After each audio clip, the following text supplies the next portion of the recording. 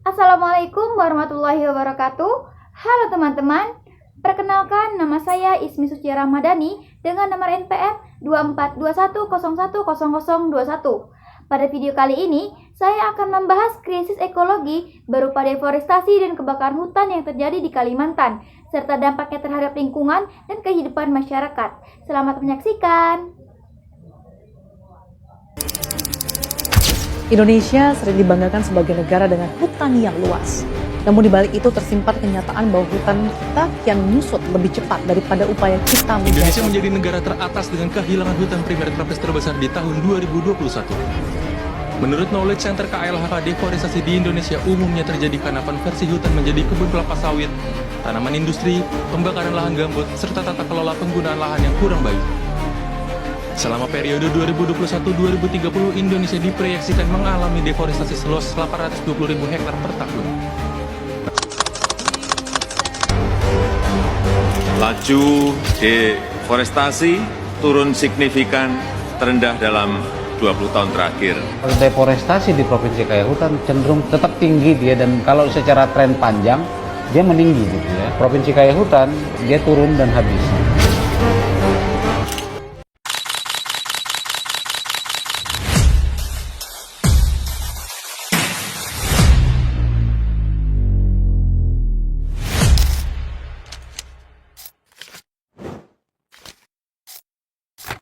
Indonesia sedang menghadapi salah satu krisis ekologi terbesar abad ini.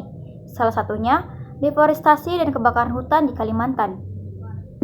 Pada 2024, tingkat deforestasi di seluruh Indonesia mencapai sekitar 261.575 hektar. Dari jumlah itu, Kalimantan mengalami deforestasi paling parah seluas 129.896 hektar. Artinya, lebih dari separuh deforestasi nasional terjadi di bumi Borneo atau Kalimantan.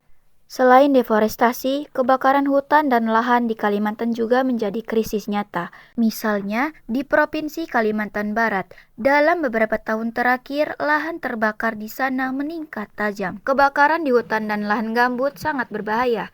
Lahan gambut setelah dikeringkan untuk perkebunan atau tambang akan menjadi sangat mudah terbakar dan api sulit dipadamkan karena menyala di bawah permukaan tanah.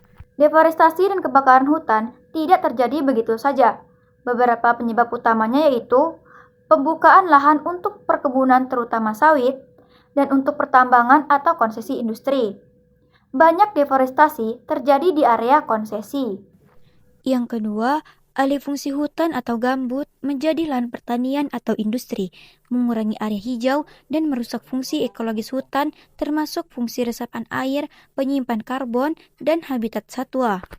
Yang ketiga yaitu praktik pemanfaatan lahan seperti pembakaran lahan slash and burn, terutama di lahan gambut atau lahan kering, yang bisa memicu kebakaran besar. Dan yang keempat, perubahan iklim, yang menyebabkan musim kemarau lebih panjang dan mudah memicu kebakaran. Deforestasi dan kebakaran hutan dapat menimbulkan dampak yang sangat besar, bukan hanya bagi lingkungan, tetapi juga bagi manusia. Pertama, hilangnya keanekaragaman hayati. Habitat orang utan dan ratusan spesies lain rusak, membuat mereka semakin terancam punah. Kedua, kualitas udara memburuk. Kabut asap menyebabkan ribuan warga mengalami ispa, gangguan jantung, dan penyakit paru-paru.